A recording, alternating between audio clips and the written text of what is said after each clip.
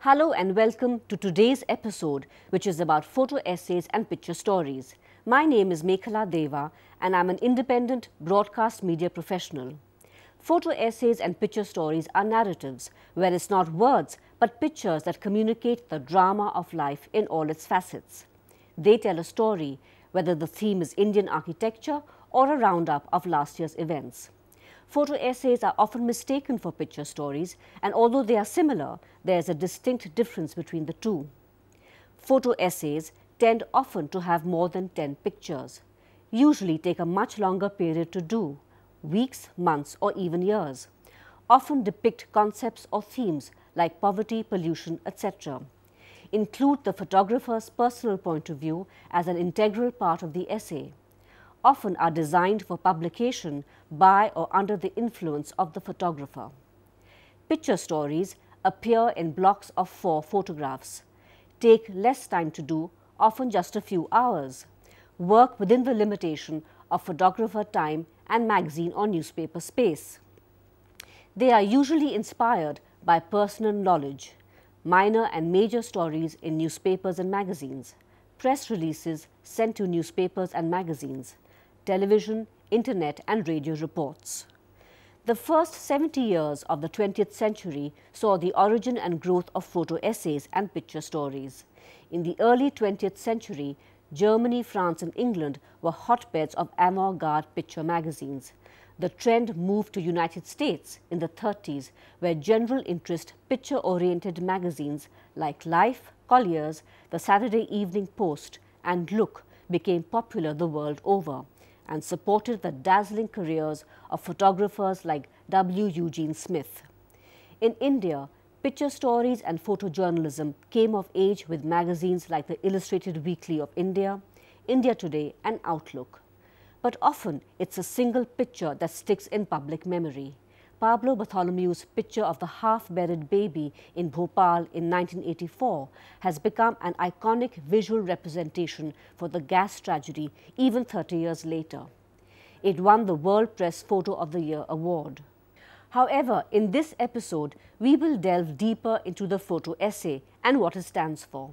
And periodically, we will refer to the work of some of India's best-known photographers, including Pablo Bartholomew, who's amongst the top photojournalists of the world of all time. A photo essay is a series of images with gel, which say more about the subject collectively than individually, and which also work well together. Eugene Smith, the great photojournalist who specialized in photo essays during and after his tenure with Life magazine, stressed the importance of the interrelationship of individual pictures, as is evident in his famous photo essay, Country Doctor. When you are making a sequence of photographs about the subject, it is often possible to be more creative in your compositions, making them more abstract or evocative. You can also afford to focus attention on smaller details. This involves using different viewpoints to produce long shots, medium range and close-ups. You can change lenses to give you broad views of a scene, as well as isolated details. You can experiment with light to bring out the tones, texture, shapes and form in the photographs. In this way, a photo essay allows you to build up a composite image, which is often more telling than a single photograph. Today, it's books that are the main repository for contemporary photo essays, since they demand considerable time and space. Photo essays published in book form, which made waves in the 70s, was the poignant theme photo essay Minamata by W. Eugene Smith and Aileen Smith. Published in 1975, this is the story of the people of a Japanese fishing village on a mercury-polluted bay. Another fine example of a theme essay is Donna Ferrato's 1991 book about domestic violence against women, called Living with the Enemy. In India, photographic treatises on single themes range from books on the Ganga, the Himalayas to Indian monuments. Amit Prasricha, a panoramist photographer, for the last decade claims the Indian photographer has finally shed the influences associated with the Western worldview of India. He has developed a style in which he has interpreted India in a more contemporary and a more Indian fashion, which is, in a way, he has lost the this foreign sensibility of seeing, poverty in a glorified way, of seeing the cow on the street and such cliches, the temple, the sadhu, and focus more on the actual condition of the way an Indian interprets India. In my Spiritual India book, in fact, I have tried to steer clear of these very cliches that I speak of. So instead of photographing, big festivals, I focused instead on little rituals in little known places. And these rituals, which are in fact actually the backbone of our spiritual being, are enacted on a daily basis and often ignored.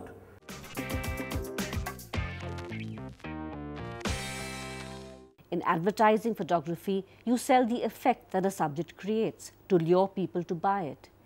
In art photography too, you often manipulate aspects of the subject to create an illusion. On the other hand, in documentary photography, which is the backbone of the photo essay, picture taking is done with the primary intention of informing about reality in an objective and truthful way. Documentary photography was common in the 19th century when all sorts of subjects were pictured: landscapes, still lifes, architecture, industrial progress, etc. While some documentarians intentionally used creative compositional techniques, including lighting, to attract viewers, the predominant trend, particularly in the United States, was more straightforward photographing with no effects. American documentary photographers emphasized people more than their European counterparts, who tended to embrace form, the form of a building or of a bridge, where composition was as important as the subject. Social documentary photography in the 19th century was done with the purpose of social change. Jacob Riis, who was a New York police reporter and a regular visitor to the city's slums, was appalled by the living conditions of its people. Without formal training, Riis used the camera to take pictures so that people who saw them would share his concern. His photographs culminated in the 1890 book, How the Other Half Lives. He is now counted amongst the famous social documentarians of the 19th century. In Europe, the upheavals of the two world wars in the 20th century gave rise to a photographic tradition dealing with the social issues of the time. And in America, at the same time, social documentary photography also served as a propagandist tool. The documentation of rural America, which was suffering from adverse weather conditions and the Depression economy in the 1930s and 1940s, is a striking example. Its underlying purpose was to help justify President Franklin Roosevelt's New Deal programs to aid rural America. Another influential social documentary photographer was Lewis Hines, who was a sociologist and came from a working-class background. Hines' pictures of children at work in brutal circumstances were a factor in the passage of national child labour laws. In India, internationally renowned photographer Pablo Bartholomew is described as, and I quote, one of the earliest photographers to realize and expose social circumstances within an existential continuum as figures of abjection, alienation, intransigence and struggle. His reach expands from gentle dereliction to harsher realities." Unquote. I am a people photographer, so it's a matter of being able to understand psychology of people and be able to look at them within spaces, whether their own spaces or external spaces, and be able to work with them. So that's really the challenge. And I think you need to have an affinity You know, if you are uncomfortable in public spaces with people, then obviously it's going to be a challenge. But the whole idea is to be as invisible and be able to be an observer, yet have a kind of humanist feeling where you look at people not judge them because of their economic category or their class category or whatever, but just as human beings.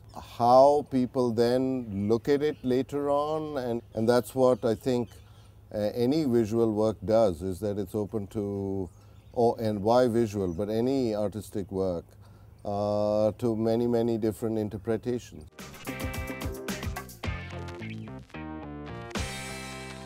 Pablo's photo essay on morphine addicts at the tender age of 19 won him the World Press Photo Award in 1975.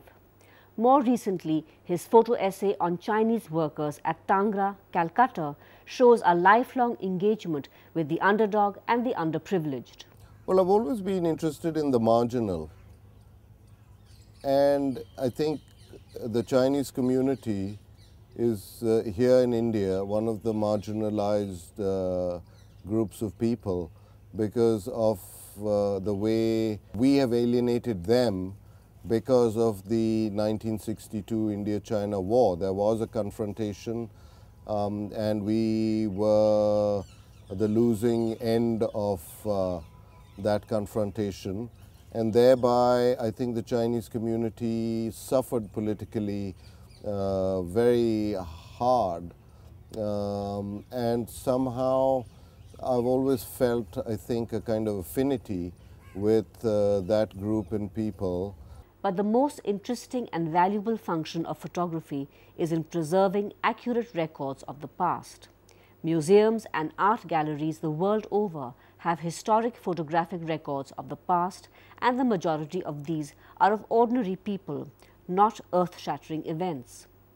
In portraying people and their environment, the type of portrait used is different from the traditional face shot. The person is smaller in the frame, and the background is crucially important in the way the viewer reads the pictures.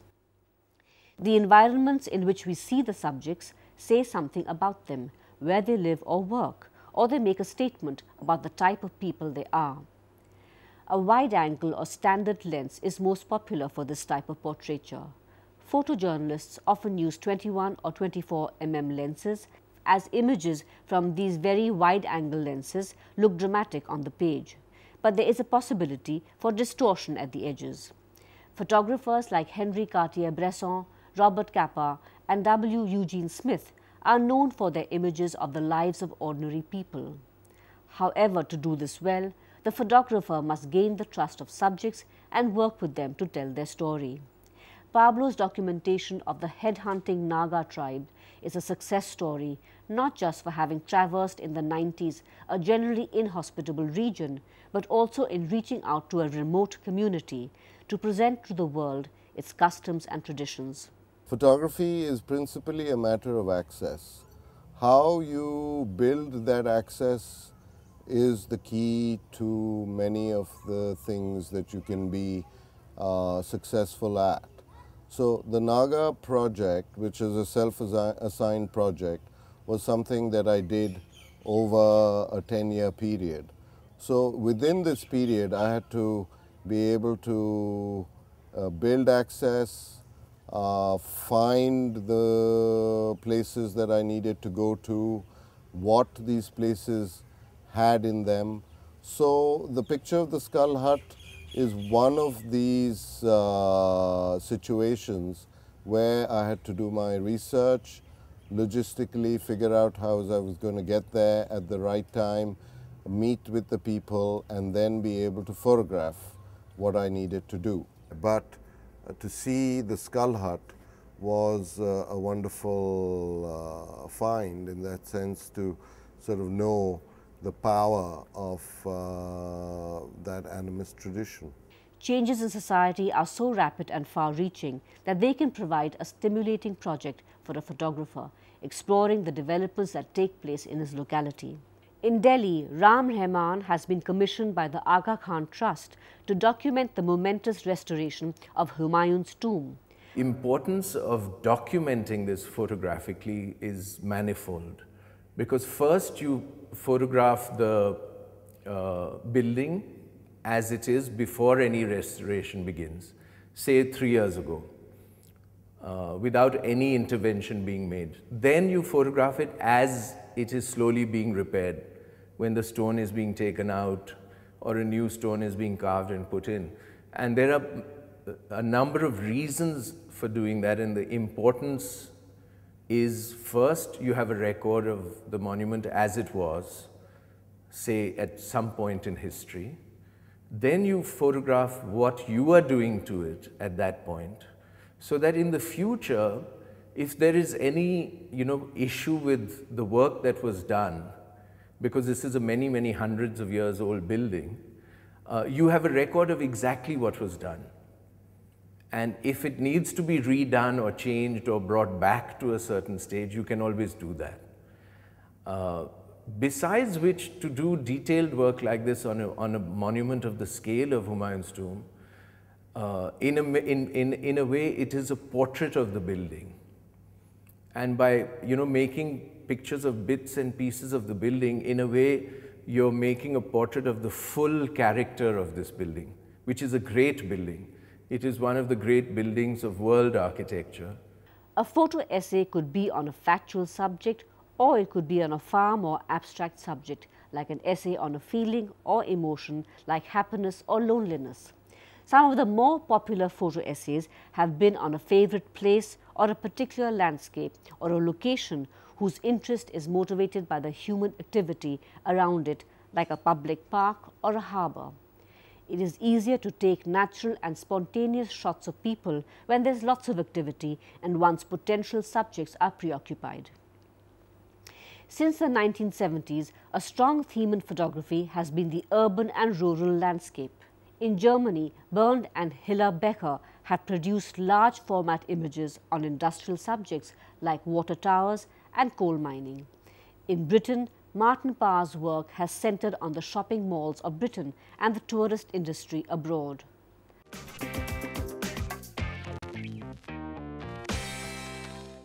How do you choose a subject for a photo essay? It depends on what subject interests you and is visually stimulating. Good travel photography, for instance, depends on a more detailed and perceptive approach. Personal observations and experiences can give viewers a greater sense of a place than just taking pictures of landmarks. In photographing cities, for instance, to give the photographs a sense of place, what sort of things should you look for? The photographer's own interests are a good starting point.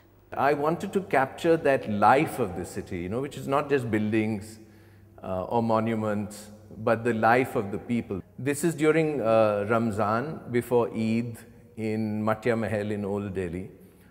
And these are very consciously thinking about the medium of photography, because there's a whole tradition of street photography. The reason that I was interested in photographing this is because, this is one of the only urban parts of the city of Delhi, which is very dense. People live upstairs, they have shops downstairs. It's a very crowded and very lively part of the city. And during Ramzan, this is in the Muslim area, after fasting the whole day, the people come out, the entire family comes out at night, and they're all in their finest new clothes with the babies and uncles and cousins, etc. And it's very, very festive. And the street life is amazing in this part of the city at that time. Because after all, much of what a city is about is the people. So this is what these pictures were about. And also in terms of making these pictures, these of course are also documents, because you see how people dress, the kinds of clothes that they wear, the styles change. Here you've got plastic flowers. Many years before that you wouldn't have had plastic flowers. The kinds of pillowcases, etc., they all change in style. more and more people are wearing ready-made shirts. In 10, 15 years ago, people would have their kurtas and their shirts stitched for themselves. Now you see more ready-made clothes. So the little details like this are what interest me in the photograph. Also, these signs which used to be hand-painted have now become digital. They've got backlighting, etc. So these are the little documents, details which the photograph can document. In Outside In, A Tale of Three Cities, Pablo Bartholomew's approach in documenting Delhi, Calcutta and Bombay in the 70s is unique. But as Pablo points out, that is what documentary photography is about. You document the time and the spaces that you photograph.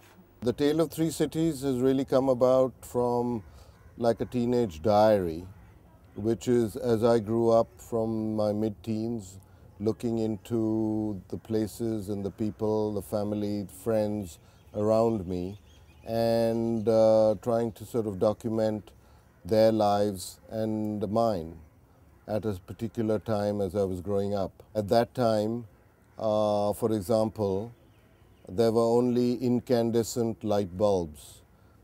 Even tube lights were not so common, or now what is very common, the power-saving CFL bulbs.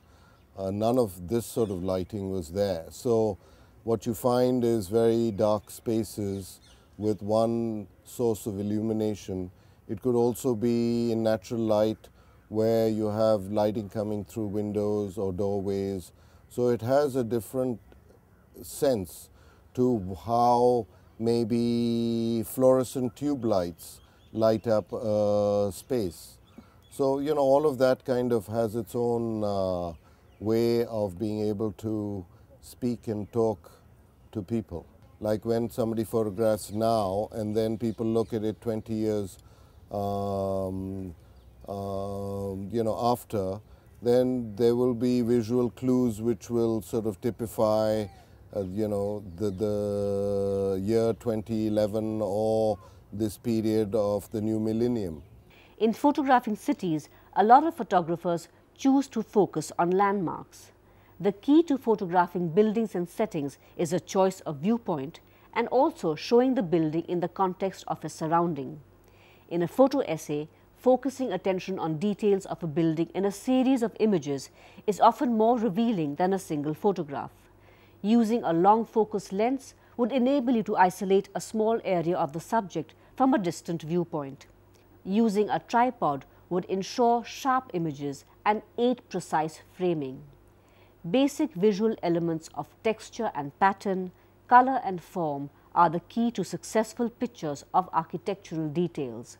Amit Pasricha's approach in photographing Indian monuments for his book Monumental India, voted amongst the top 10 books in the year 2008, was quite different. Using the panoramic technique and standing fairly close to the monument, I created these large, huge panoramic images of the monument in their surroundings.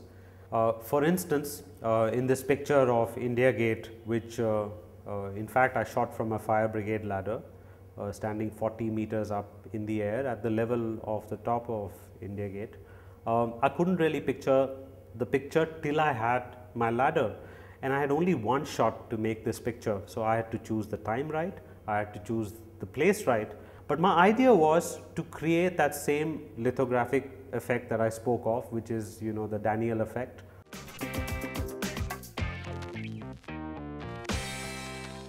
A photograph captures in a fraction of a second an isolated moment in its subject's existence, giving viewers a slice of life.